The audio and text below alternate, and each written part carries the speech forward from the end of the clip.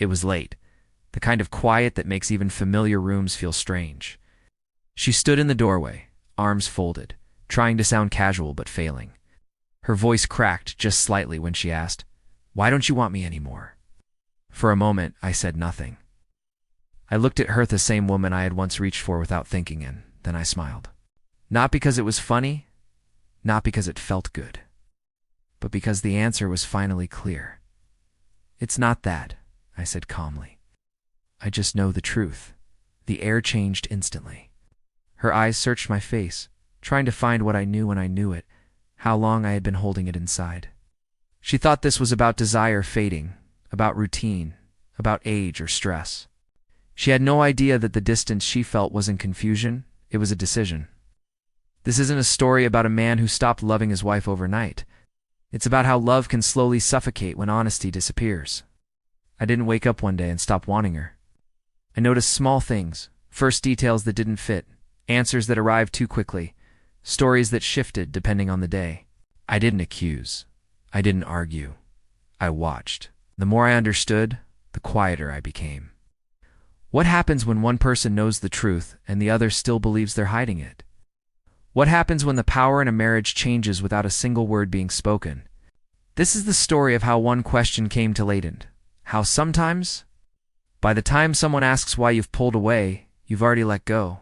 First, nothing looked broken from the outside. Our mornings still began the same way, coffee brewing. Sunlight slipping through the curtains, her moving around the kitchen while talking about plans that stretched weeks ahead. I listened, nodded, smiled at the right moments. From her side of the table, everything probably looked normal. From mine, something had already shifted. Not loudly, not suddenly. It was the kind of change you only notice when you stop reaching for something that used to be instinctive. She was the first to notice the physical distance. The way I no longer pulled her clothes in passing. How my hand didn't automatically find her waist when she stood beside me. At night, I turned toward the edge of the bed instead of toward her warmth. She told herself it was stress. Work, pressure, exhaustion, reasonable excuses that made her feel safe. I let her believe them. It was easier than explaining a feeling I couldn't yet name. What she didn't notice, at least not right away, was the emotional distance. I stopped asking questions that mattered, stopped sharing thoughts that weren't necessary. Conversations became efficient, practical. Groceries, bills, schedules. We still talked, but nothing lingered, nothing deepened. I had learned that when words lose their honesty, silence becomes more truthful. There were moments she tried to pull me back without saying it out loud. She'd dress differently, laugh a little louder, brush against me as she passed. Once, she reached for my hand during a movie, her fingers curling around mine like they used to. I let my hand stay still, relaxed, unresponsive, not rejecting but not returning either. I felt her hesitate, then slowly let go. That was the first night she cried quietly beside me, careful not to wake me, not realizing I was staring at the ceiling the entire time. From her perspective, I was fading. For mine, I was stepping back to see clearly. I began replaying conversations in my head, remembering moments that had felt insignificant before, but now carried weight. A laugh that came too late. Story that changed slightly the second time she told it. A look on her face when her phone buzzed and she thought I wasn't watching. None of it was proof. But together, it formed a shape I couldn't ignore. She eventually asked if something was wrong. Not directly, never directly. "You've been quiet lately," she said one evening, trying to sound light. I told her I was tired. It wasn't a lie. I was exhausted from holding myself in place, from pretending I hadn't already begun to detach. She accepted the answer because she needed to, because questioning it would mean opening a door she wasn't ready to walk through. The distance kept growing, not because I wanted to punish her, but because closeness felt dishonest. Touch requires trust. Desire requires belief. And somewhere along the way, belief had cracked. I wasn't angry. I wasn't jealous. I was observant. That scared her more than shouting ever could have, though she didn't know it yet. By the time she truly noticed the distance, it was already too late to close it. What she felt as sudden rejection was actually the final stage of something that had been unfolding quietly for months. I had already begun letting go, not of her entirely, but of the version of us that required me to ignore what I was starting to see. And while she searched for reasons inside herself, the truth was forming elsewhere, waiting patiently for the moment it would no longer stay hidden. I didn't go looking for the truth. That's the part people never believe. They assume suspicion turns into obsession, that doubt sends you digging until you find what you want to confirm. But this wasn't like that. I wasn't hunting. I was living my life, quietly stepping back, letting patterns reveal themselves the way they always do when you stop interfering with them. It started with something small, almost laughable. It's a notification that lit up a shared tablet we barely used anymore. I wasn't snooping. I was checking a recipe she'd saved weeks earlier.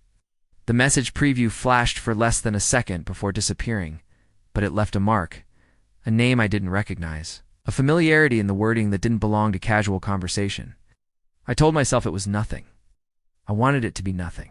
But once your eyes adjust to the dark, you start seeing shapes you missed before.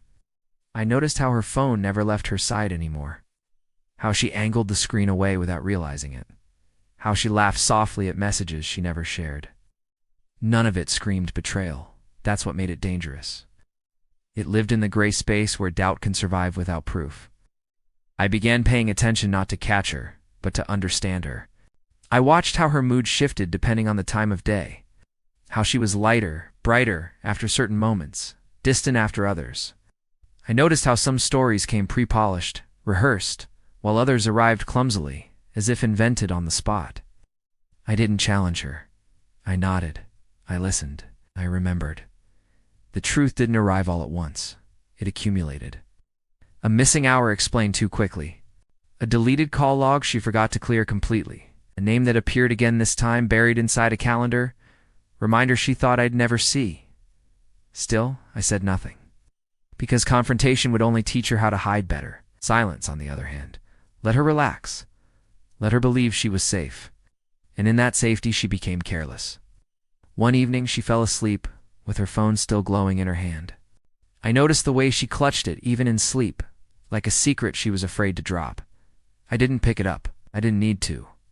By then, the picture was already complete. It's not an affair in the way movies show it, no dramatic hotel scenes or lipstick stains, but something quieter and just as damaging. Emotional intimacy given elsewhere, truth divided. A version of herself she shared freely with someone who wasn't me.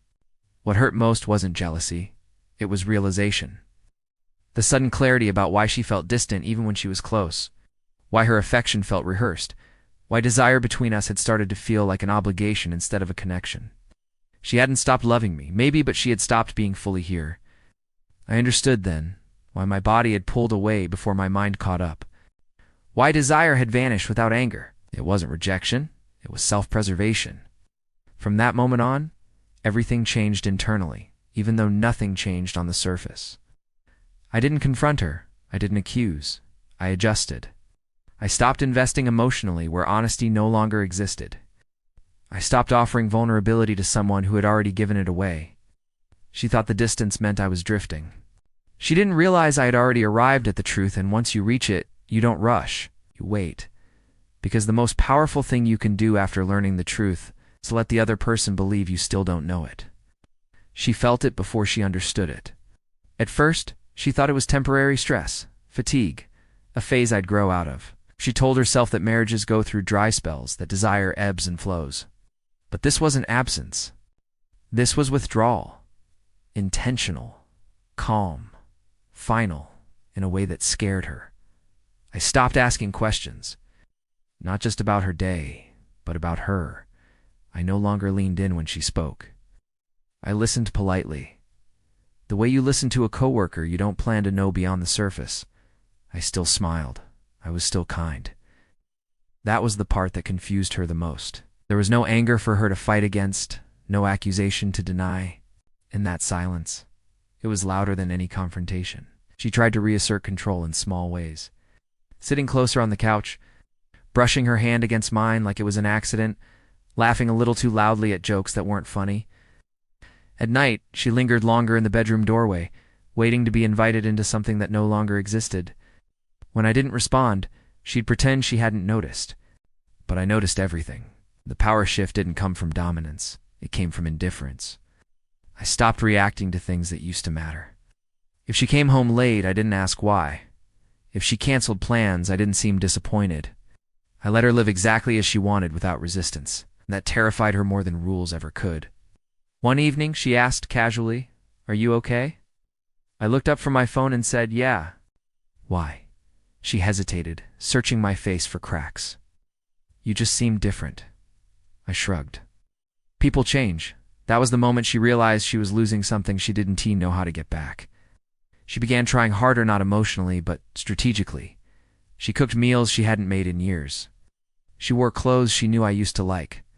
She laughed at my stories again, but her timing was off, like someone reading lines without understanding the scene.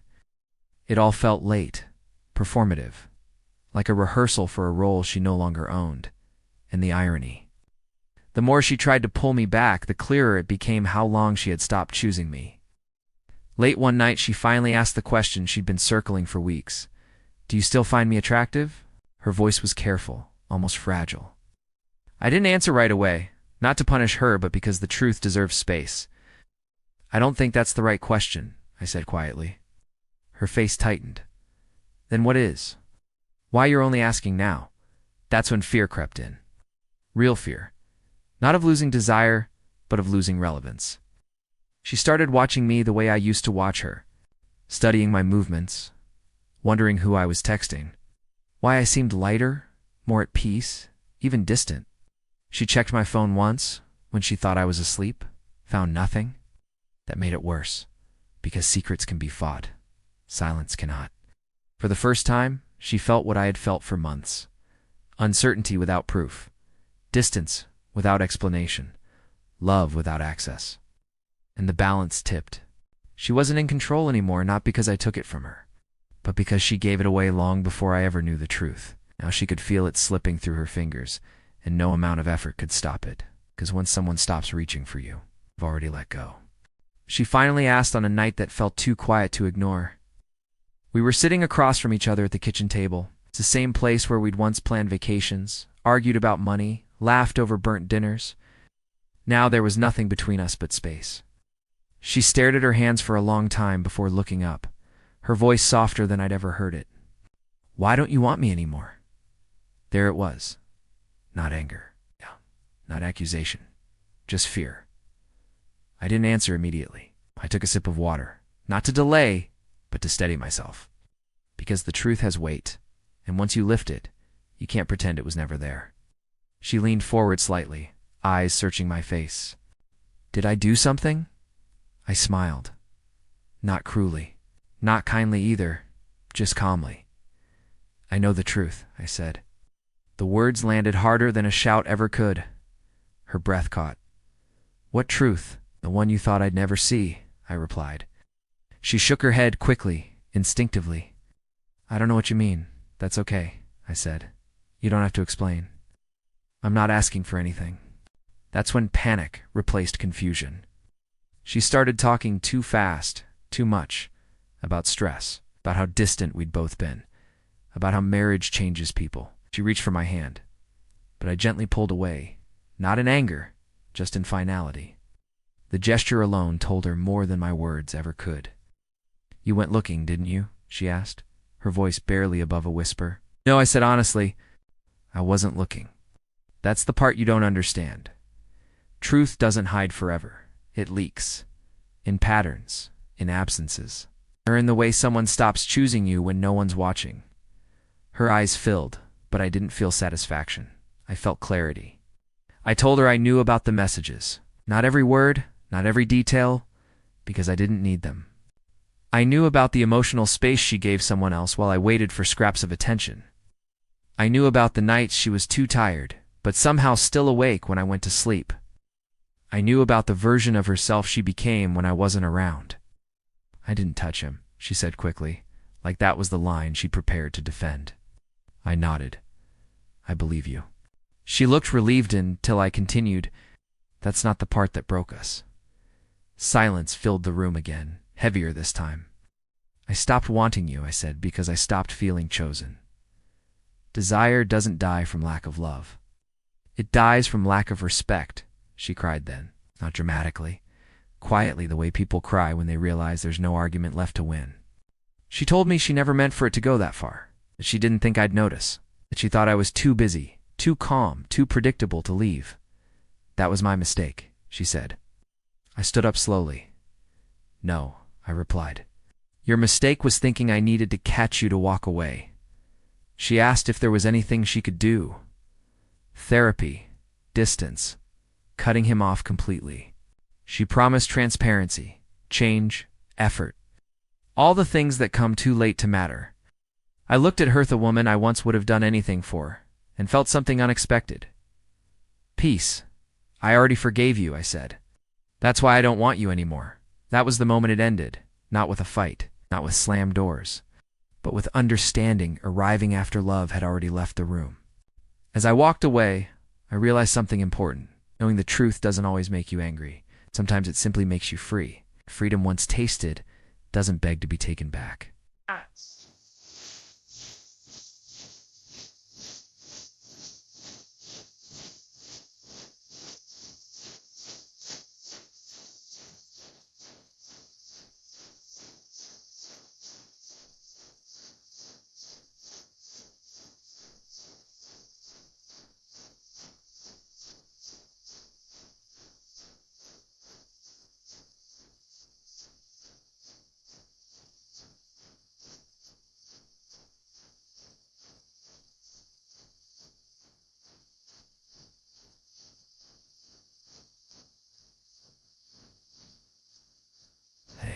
They arrive quietly when the truth has already done its work and there's nothing left to argue about. I didn't leave that night because I hated her. I left because I finally understood myself. I understood that love without honesty slowly teaches you to disappear, and staying would have meant losing the last part of who I was. If this story resonated with you, maybe it's because you've felt that distance too, the kind that grows even when two people share the same room. Maybe you've asked questions and sensed answers you weren't ready to hear. Or maybe you're still waiting for clarity, hoping silence will turn back into connection. Whatever brought you here, remember this. You don't need proof to trust your instincts. And you don't need permission to choose peace. If you believe stories like this matter, stories that reflect real emotions, real consequences, and real choices, take a moment to support the channel. Subscribe, like the video, and share it with someone who might need to hear it tonight. Sometimes a single story can help someone else find the courage to finally listen to the truth they already know.